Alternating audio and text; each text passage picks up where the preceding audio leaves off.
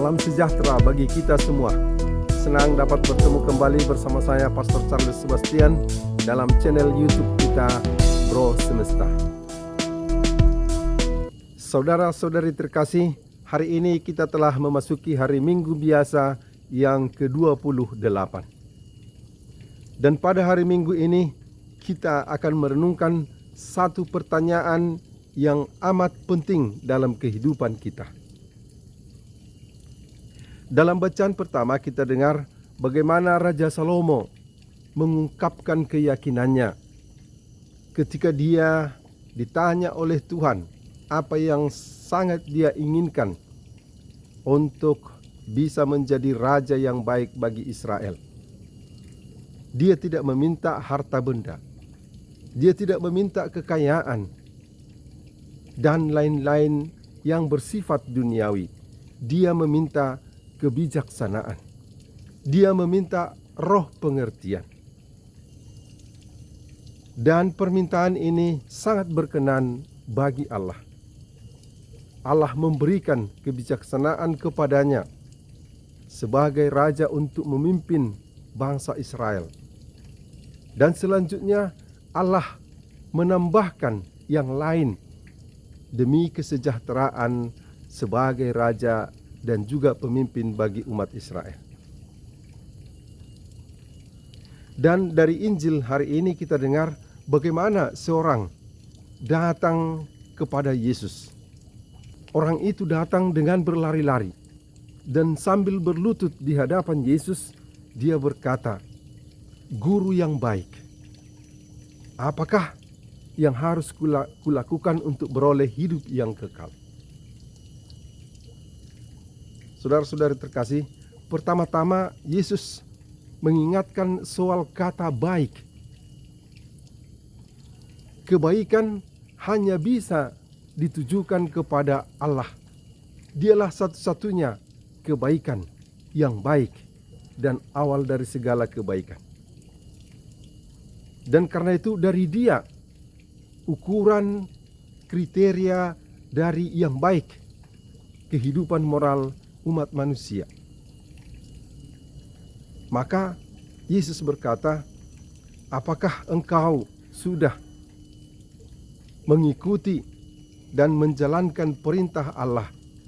Jangan membunuh, jangan berzina, jangan mencuri, jangan bersaksi dusta, menghormati orang tua."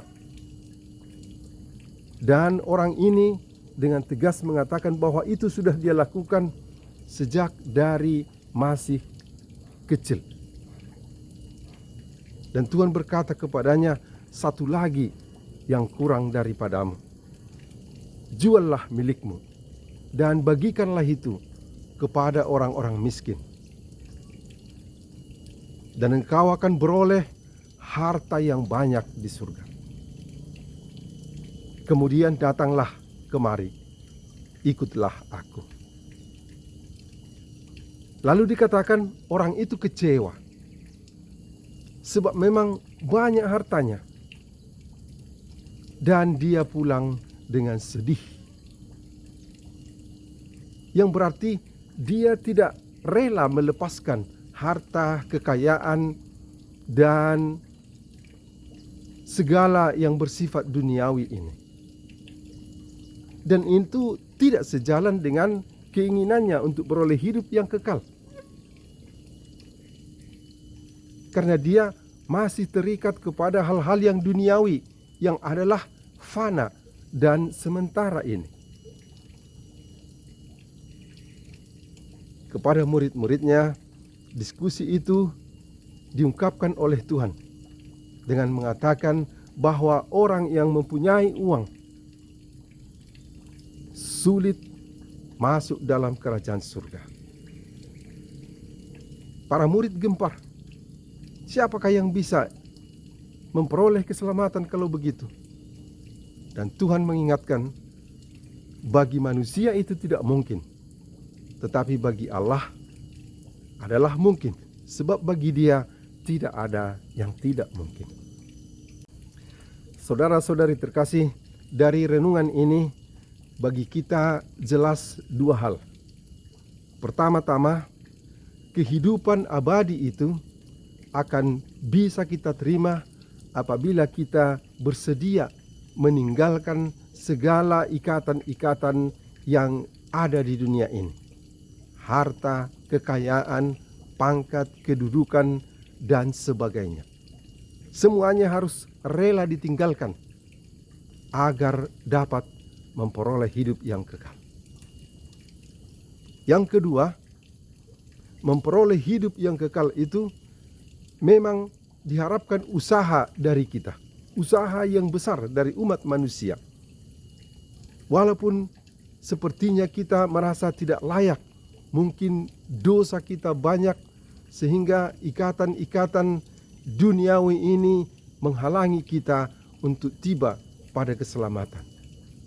Namun kita tidak lupa selain usaha kita untuk membenahi diri dan hidup kita, juga rahmat Allah berperanan dalam hal itu. Kalau bagi umat manusia ada hal yang tidak mungkin, tetapi bagi Allah segala-galanya adalah mungkin. Keyakinan akan kebaikan kebesaran Allah ini hendaknya memberikan semangat kepada kita untuk tetap berusaha, tetap mengarahkan hati dan hidup kita pada kehidupan yang kekal. Saudara-saudari terkasih, hingga di sini permenungan kita kali ini. Salam sejahtera bagi kita semua. Sampai jumpa pada video-video berikutnya. Pace Ebe.